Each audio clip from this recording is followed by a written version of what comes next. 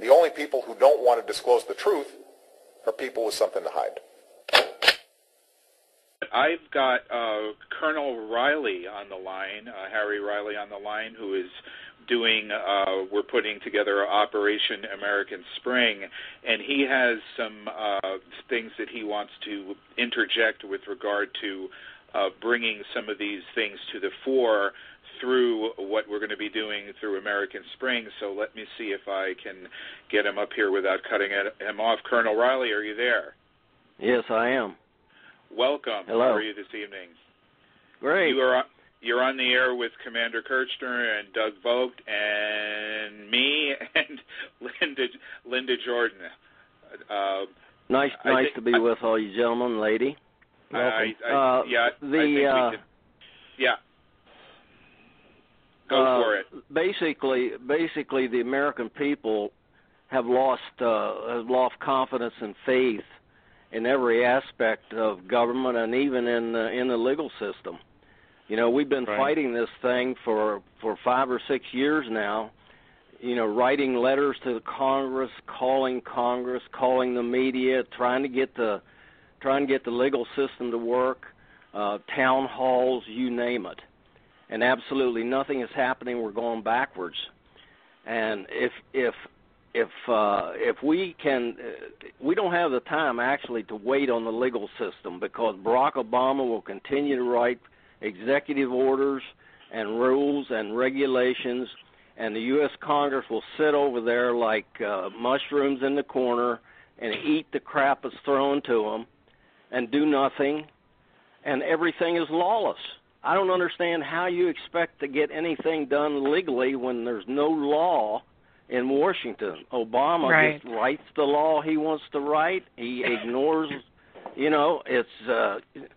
We're going to Washington. We're going to try to raise 10 million people to take to Washington in May. And I tell you, there's at least 100 million out there that are ready to come. And we're going to do an Arab Spring again, and we're going to just close Washington down. It's useless. It's worthless. Obama needs to go. Biden needs to go. Boehner needs to go. McConnell, the whole bunch. Mm-hmm. They're all a bunch of worthless. They're worthless. They're just sucking the American people dry. And now, we're fed up with it. Enough is enough. Now that sort of begs the question of, is the entire federal judiciary, including the entire Supreme Court, completely unreliable? I'm just throwing that out there. Now you know why I mailed over 115. I'll mail another 50 out. It'll be a sampling of about 25% of all the judges. That's a pretty good-sized sampling. If we don't get, I've gotten a few answers, but mostly those to send it to the U.S. attorney, and they don't have to. The law says they don't have to. They could put it in the grand jury themselves. But we'll know after it's all mailed off whether they're going to do anything. The law says what the judge shall do, doesn't it? It says shall. Yes, it does. Right. It's not says, that technically, it says, the law says on submitting it to a grand jury, it says the court or a United States attorney. The court is a judge. So any federal judge, even the retired ones, inactive ones, could do it and put it into a grand jury and submit it. But two of the judges thought they had to give it to the U.S. Attorney's Office rather than do it themselves. So, and one of the U.S. attorneys thought it wasn't in their district, but they're not true. It's not true. One of the crimes they did was wire fraud. When they took the likeness of the birth certificate, the PDF copy, which is a copy of the original, and they put it on cups, they put it on T-shirts for the campaign, they were marketing it, the likeness of it, and they sold it to collect money nationwide. So it's under wire fraud. They can any one of the districts can go sue them. I bought one in Pennsylvania. I did that on purpose to establish the factual evidence and that it took place during his campaign. Well, they violated USC Title 18 document fraud across state lines in every state. Getting no replies whatsoever from a large sample of judges would sort of be indicative of there either being scared or complicit. Either take your pick. It's the ultimate hot potato for the court, and they all know it. And you could tell by the answer that the Ninth Circuit gave, and even the judge here in Seattle. You read it, and you know right off the bat, it's bullshit. They're grasping for straws so they don't have to do anything. Yeah. I don't know if they're threatened by the administration or what. We don't know. But we're going to find out whether we have an independent judiciary or it's really controlled by the executive or we've had a coup. Well, the judiciary and Congress are playing catch-22. Congress says it's a judicial problem. The justices are saying it's a congressional problem. We've been hearing that in almost every lawsuit since but not this summer of 2008. No, not in your this. case, it's totally unquestionable different. the law of the United States, and they're just ignoring it. And that's the question you need to get to SCOTUS as soon as possible. Can the court itself deliberately ignore a U.S. statutory law that's been on the books since the founding generation? Oh yeah, they can't. That's the beauty of it. They can't say this is not what the founding fathers wanted to do. This was written by them. Well, it's also still on the books. It's valid U.S. law. So that's the number one question you ask the Supreme Court. U.S. attorneys use it all the time against people who know about a crime, and they say, "Well, you're going to get 3 years in prison unless you tell us." Exactly. That's a very salient point. Oh, it's used all the time. Doug, I thought about something like this a couple years ago. We used to have in this state, I don't know if we still do, a law. It was called a Good Samaritan law. I think several states have that. But I'd considered filing under a Good Samaritan law because I was witnessing a crime. And if you don't get involved to try and stop it, you can get you violate the law and you can get thrown in prison because you didn't come forward to help.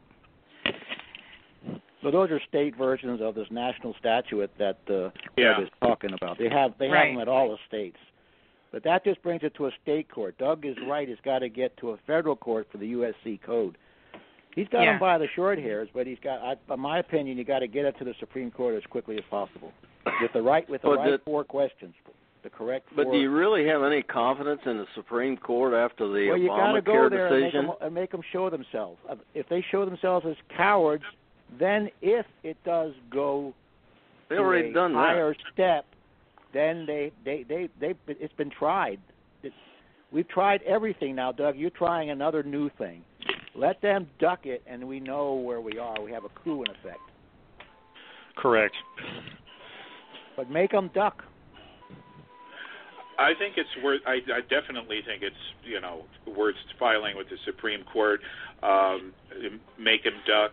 One of the things that I've been as I've been running this, Operation American Spring through my head is that, what we need to convey is the willingness to fight.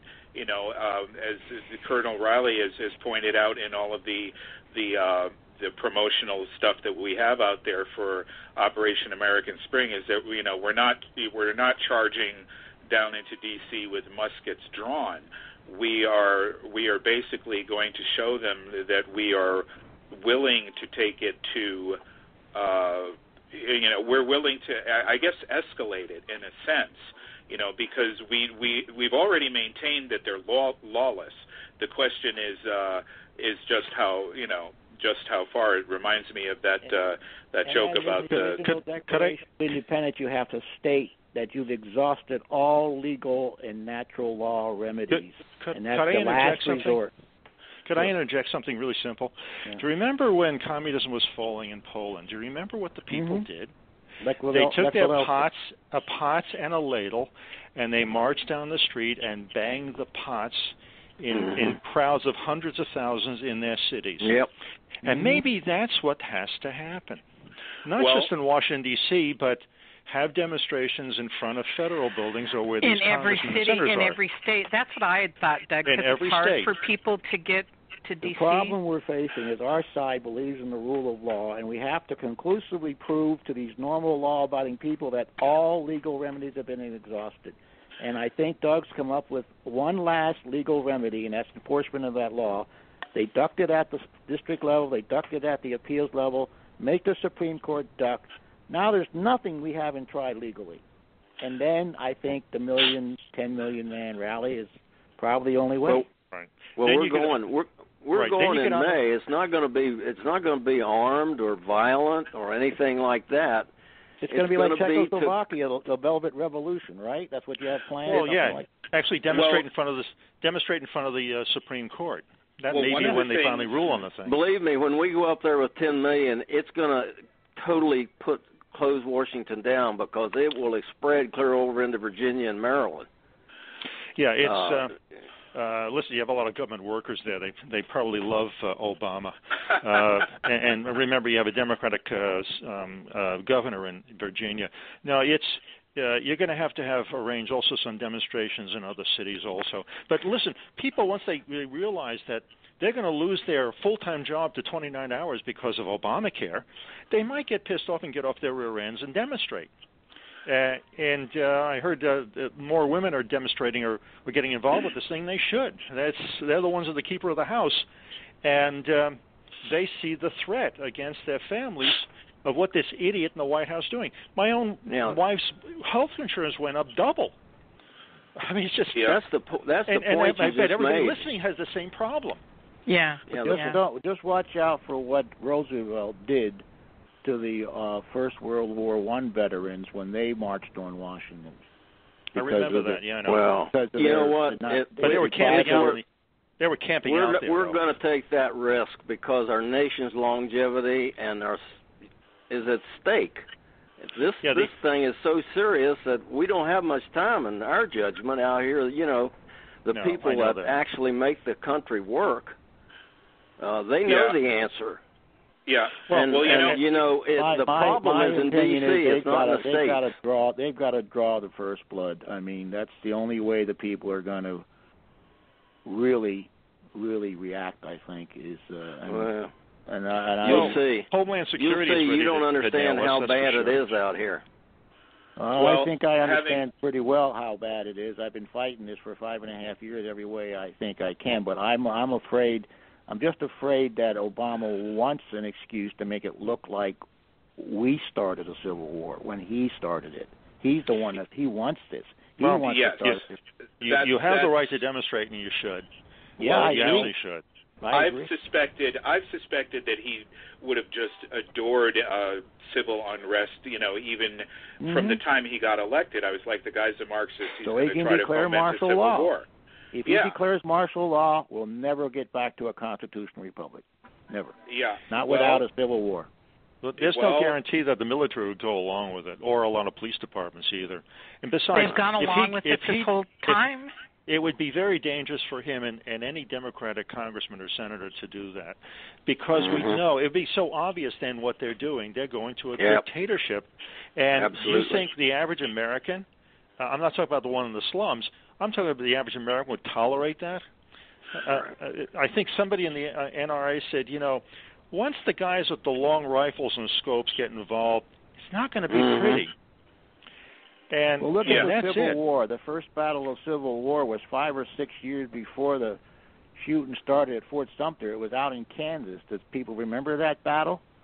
I think so. Over the slave, non-slave issue in Kansas? Yeah. It was Kansas. That was 5 or 6 years before the Civil War. Yeah, Missouri Compromise, I remember. These things take a long time before the pimple comes to a head. Well, we had 5 years to make it work. We had 5 years of it. With the media all against us, with the case of the issues of the first Civil War, the media was on the side of the Northern's issues. They had a divided press. Now we got the whole freaking national media against the Constitution. Yeah, everyone bought and paid for. They're bought and paid for. Supposedly only 4 or 6 big corporations owns most of the nationwide networks and papers. The Spanish-American War was started by yellow journalism. Yes. We, the people, this time are being kept down by the reverse of yellow journalism. They're keeping everybody in the dark so that everybody thinks that they're alone in this battle. Yeah, we don't have a First Amendment free press any longer. It's controlled completely, and I think it's controlled by the CIA. Everybody should read that. Look up on Wikipedia, Operation Mockingbird. That everybody should, and then go on to the Church Committee and the section regarding what the CIA was doing. And I think they're still doing it, and I think they threaten them besides bribing them. And that's how they control the media. It depends on who's the president, and whoever the president is controls the CIA. Oh, yeah, that's right. The head of the CIA was his appointee, and he's a Muslim. This isn't going to turn out too good, you know? Yeah. Eric and Colonel, how long before you'll have some idea of the numbers you're going to start, that they have commitments to bring X number of people for a rally, a peaceful rally? How long before you'll start to see some feedback on that you're going to be able to get some significant numbers down there? Do you have any idea yet? We've been deluged with requests for appearances on various media, and we do have the commitment that about 1.8 million. The national militia movement in the United States is gearing up to move up to Washington with us. How about the bikers? Have the bikers said they're going to come with you? We've got we're working on that. We've got the truckers and bikers and all the rest that we're working on. We just this initiative we just actually put it out publicly about 17 or 18 days ago. All right. And, I don't want to put you on the spot on the show, on live you're on not the air either. You're not going to have a hard time if the currency starts devaluing, if the Saudis do what I think what Obama wants them to do, and you're going to see the dollar going from right now, dollar to euro is 136. It'll go from 136 to $1.80 or even $2. In that case, people are going to be rioting. Or hundreds of thousands of people being denied health care, not insurance, because Obamacare is not in effect. It's millions. It's tens of millions. The ways that are on TV with people you're not going to have a hard away. time finding millions of people who want to go march. But I don't know, they're not going to make it all to Washington, D.C., and they'll probably stop you. You have a better chance of not only do Washington, D.C., but do some of the other major cities. Well, the thing is, we don't know what's going to happen by May, and it's good to have states do things right now. March, April, setting the stage for D.C. Absolutely. Because the problem's in D.C. The problem is not in the states. We need mass. We need mass in D.C. At some point, if my case is thrown out or done something with the Supreme Court that's unsatisfactory, and we realize what's happened, then at that point the states will know it's time for a constitutional convention and fixing the problem in Washington, D.C. There's another point you should not forget. One thing that will accomplish is Colonel Riley does get 10 million people there. They're sitting down there in D.C. afraid that the lefties are going to put thousands and hundreds of thousands and millions in the street if they do something about this. If they see 10 million people asking them to do something about Obama in the street, you're right, that'll change their mind. They won't get it. Now, another thing you should know, and I learned this from the research I did in the birth certificates, it's very important. FDR in 1933, when he created Social Security, he used the birth certificates, the state filing number on the birth certificate, as collateral on the national debt so he could spend money to theoretically get him out of the Depression. It didn't work. Morgenthaler, his Secretary of Treasury, in 1938 said, hey, we spent all this money, it still didn't help. Well, Obama's doing the same thing. If people understood that their birth certificate and, in essence, their Social Security numbers being used as collateral to the Federal Reserve, they will be very mad. How much is Obama's worth, I wonder? Well, since he isn't a U.S. citizen, he's not on the hook for it. You could probably take his Social Security number and his birth certificate and maybe get a nickel for it. Hey, it's not his Social Security number. He doesn't have it. Otherwise, each one of us has at least $51,000 or $52,000 for every man, woman, and child for the national debt, as it was half a year ago. If they keep spending, it'll be more. Just do the math. Yeah. So if people understood that it isn't owned by the government, they're going to do the same thing they did in Greece and in Cyprus. They'll have the legal right to say we're going to take $50,000 from your pension fund or clean out 20% of your bank deposits because you're on the hook for the national debt. There's a bill in Congress right now in a committee that they want to be able to impound half your IRAs and put them in T-bills without your permission. Yeah, that's what they did with the banks in Cyprus. They gave the people stock certificates for the banks. That's what they did. So, fellas, this is Linda. I got to go. Hey, so Linda, I want to say goodbye. Thank you very much for being on. It was great to be on the show, Eric. It was great to meet you. Good job, Linda. Keep up the good work, all of you guys. I really appreciate what you're doing to save our country. And you, thank you very much for being on. You're welcome. Bye. Yeah, we only have about a minute left anyway, but so we'll wrap it up, I guess. If there's we're going to be pushing this Operation American Spring, and I definitely would really like to see your case get to the Supreme Court, Doug. I think that it's worth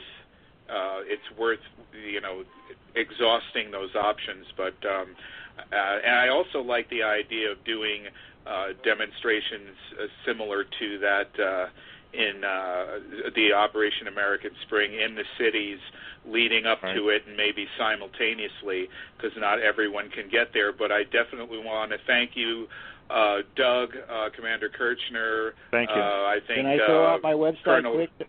Colonel Riley and Pam and everyone who participated tonight. But we got to go. Take it easy. Thank you for inviting us. Thank you, Eric. Right. All Thank of you. Bye. The only people who don't want to disclose the truth are people with something to hide.